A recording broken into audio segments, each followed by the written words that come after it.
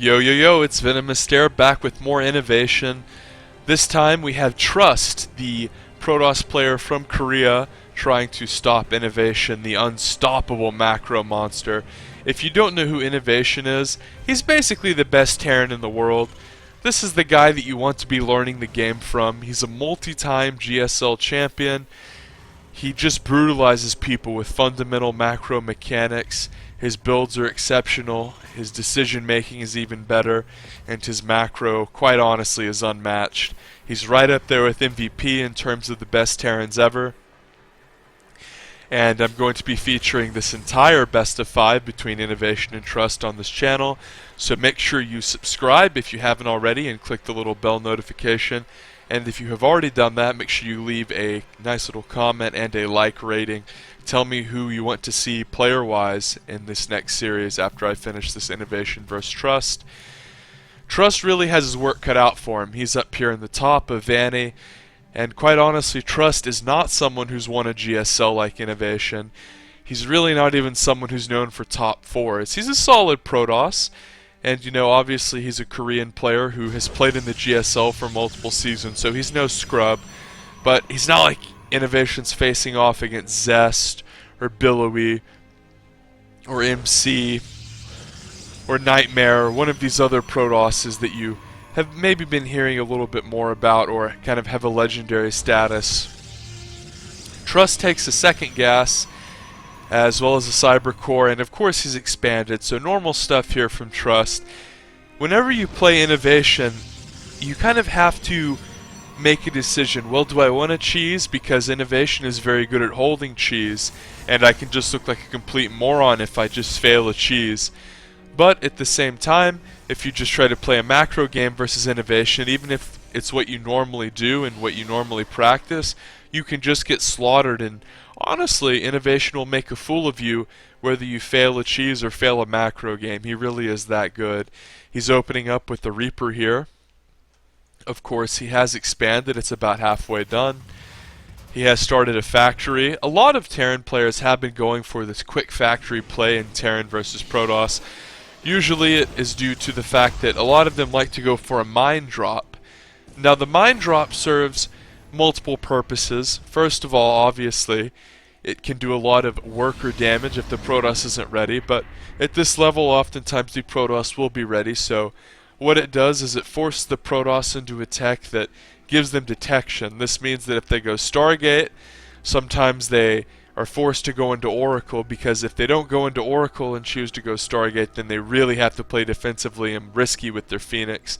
But more often what we see is a robo play, because of course the Observer is good for scouting drops and getting map control. Of course you can make multiple Observers, place one over here to see for drops, maybe place one over here, one across the map. Observers are very good. Newbie players, you always want to make multiple Observers if you do elect to do an Observer. But we see Trust is going full Warp Prism here, so maybe he wants to be a little bit aggressive. He also has a Twilight, and he's going for a DT drop, which is kind of what I figured after we saw the quick Twilight. So that's why you don't see an Observer. Trust wants to be aggressive early on. He wants to keep Innovation out of his comfort zone, keep Innovation kind of back on his heels. And if we go to Innovation's vision, he sees the Robo whirling away, so you know, that's a little bit of information. It's incomplete information because of the Twilight and Dark Shrine, but it's better than nothing. Innovation is going to boost and see the Warp Prism, so he sees the Warp Prism as he flies by with the Medevac, and we see he runs the Marines over. Great move by Innovation. Innovation starting a tank, and here we go. Notice that an Observer, if we go to the units, is just popping out. Boom, a little bit of a explosion occurs there, just killing one worker, and another mine is burrowed, but just 2 workers die, so the bare minimum. And here this DT drop is going to do no damage. Innovation just stomps this out.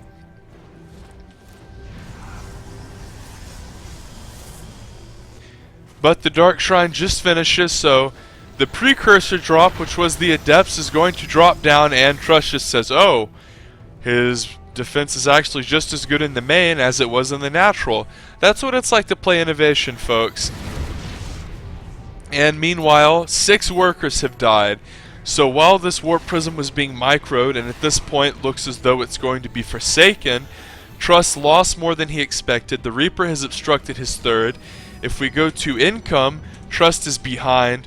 Really, this is what happens when you play someone as good as Innovation. Even if you do a build that you're comfortable with that has won you many games and caught many people off guard, an excellent player like Innovation will take a little advantage like glancing this warp prism and then just turn it into a perfect defense. And now Trust doesn't really have a warp prism. If we go to units, well, he does actually have the warp prism still, but he's having to run it all the way back across the map. It's not filled with any units, and the fact that Innovation is aware of it means that it's not really that useful. Trust does try to take a third here. Now this is interesting. See this Viking patrolling for the warp prism. Innovation's going to push out with these Marines, take out an Adept, and he has 2 tanks. He's done the swap with the factory.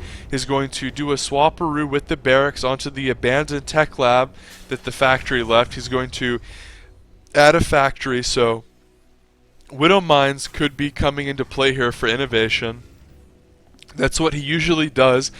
He'll probably take a third off of this pressure. He'll move out with his bio.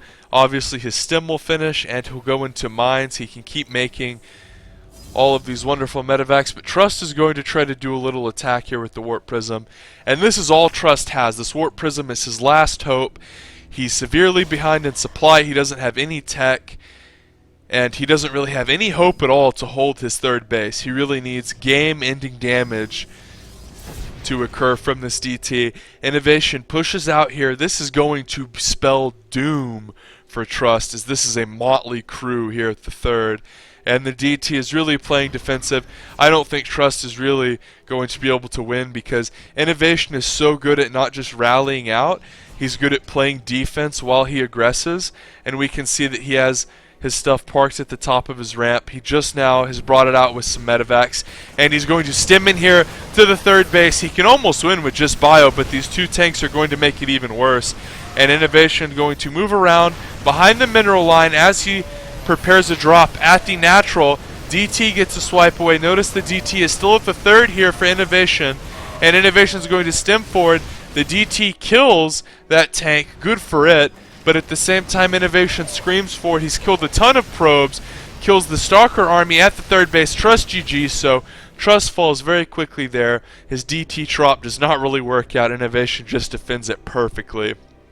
And that means Innovation's up 1-0 in this best of 5, and you have to subscribe to catch the subsequent games.